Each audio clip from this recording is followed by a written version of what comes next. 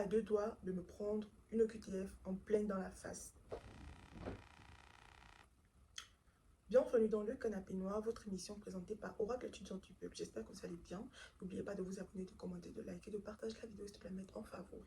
Vous retrouverez également l'intégralité de cette vidéo sur ma page YouTube Oracle étudiant du peuple. Le lien est dans ma bio.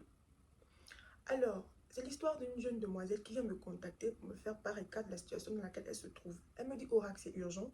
Je suis à deux doigts de me prendre une OQTF en pleine dans la face.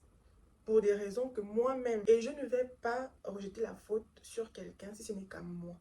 Je dis, c'est choquant de savoir que quelqu'un sait qu'elle aura l'OQTF comme ça. C'est quand même choquant. Généralement, les gens se disent: ah, je ne savais pas, ah, j'ai tout bien fait, ah, ceci. Mais elle, contrairement aux autres personnes, elle sait. Elle me dit: Oracle, mon titre de séjour expire le 30 de ce mois. Et franchement, ma demande a été également clôturée. C'est-à-dire que lorsque je suis arrivée pour la première fois en France, tout s'est bien passé. J'étais au public. Et c'est comme ça que je me suis fait inscrire au public. Vraiment, l'année se passait hyper bien. Mais malheureusement, je n'ai pas été motivée. Je n'ai pas terminé l'année. Et donc, j'ai été, comment dirais-je, virée de la filière. Et donc, par conséquent, j'ai cherché une autre école. J'ai cherché à me faire inscrire ailleurs. Je suis arrivée en 2023. Et en me faisant inscrire ailleurs, j'ai trouvé une école, mais j'ai un petit job. Le petit job là, on ne veut pas me prendre en alternance là-bas. Mais j'ai trouvé l'école à Paris. Et vraiment, je pensais que je pouvais renouveler mon titre de séjour aussi facilement comme ça. Sans me préoccuper de la suite, j'ai directement pris le contrat que l'école m'a fourni. Le contrat qui stipulait que j'étais en alternance. J'ai envoyé ce contrat à la préfecture. Mais la préfecture, je vous l'ai toujours dit, se base sur ce que vous fournissez comme document.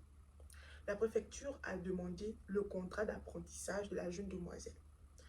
Une fois, deux fois, trois fois, quatre fois, elle n'a pas été en mesure de justifier qu'elle est bel et bien en alternance, mais qu'elle a un job. La préfecture, par contre, a insisté sur le contrat d'apprentissage qu'elle n'avait pas.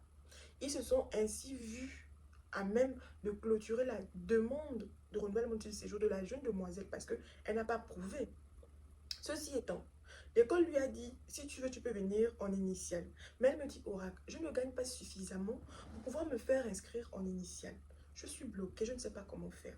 J'ai demandé aux gens, on me dit que je peux refaire la demande, mais je ne sais pas comment faire. Alors, moi, j'en viens à demander à la jeune demoiselle: du coup, est-ce que tu as été virée de l'université ou de la filière? C'est là qu'elle me fait comprendre qu'elle a été virée de la filière.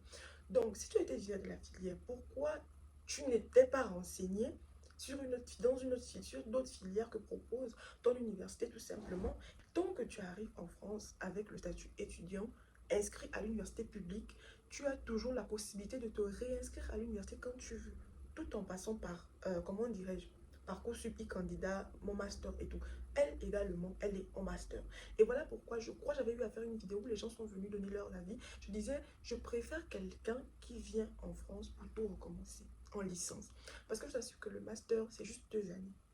Et si tu ne sais pas ce que tu veux, où tu vas, ça va vraiment être compliqué. Et donc, elle m'a dit elle est allée à l'école, mais qu'elle ne trouve pas d'établissement privé parce que j'ai conseillé à la jeune demoiselle 2 options.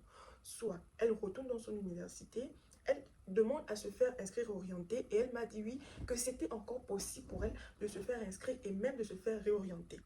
Et maintenant, j'ai dit, d'un autre côté, tu cherches une école privée. Il n'est pas encore trop, il n'est pas trop tard en fait. Il n'est jamais trop tard. Il y a toujours tant qu'il y a la vie avec l'espoir. Mais elle me dit, elle ne trouve pas d'école privée. Bon, là, ce n'est plus de mon ressort, c'est à toi maintenant de chercher. Et pour ce qui est de son titre de séjour, je lui ai clairement dit que tu n'auras simplement qu'à relancer la demande au moment venu. C'est vrai que là, ton titre de séjour va expirer parce qu'il expire le 30 et la demande, elle est clôturée. Elle n'a pas d'école, elle n'a pas d'alternance. Et donc là, elle va relancer en janvier et expliquer tout simplement voilà, tout ce qui s'est passé, vraiment un peu de tout, vraiment tout, pas forcément dans les moindres détails, mais tout en expliquant, en essayant de bien contextualiser la chose. Et c'est tout simplement ça. Bah voilà, moi je dis simplement, faites bien attention à ce que vous faites parce que c'est vous qui fournissez les preuves de votre propre jugement au niveau des préfectures. Hein. Peu importe laquelle, il n'y a pas une préfecture fixe. Quand tu fournis un document, on va te demander 2 documents en retour. Attendez-vous forcément à cela. Donc les nouveaux étudiants ou les anciens étudiants, on apprend toujours tous les jours. N'hésitez pas à demander autour de vous, n'hésitez pas à vous renseigner. Allez-y à la mission locale, essayez de voir des assistantes. Mais sinon, voilà elle, sa situation. N'oubliez pas de vous abonner, hein, je compte sur vous. Et aussi activer la cloche de notification. Bisous.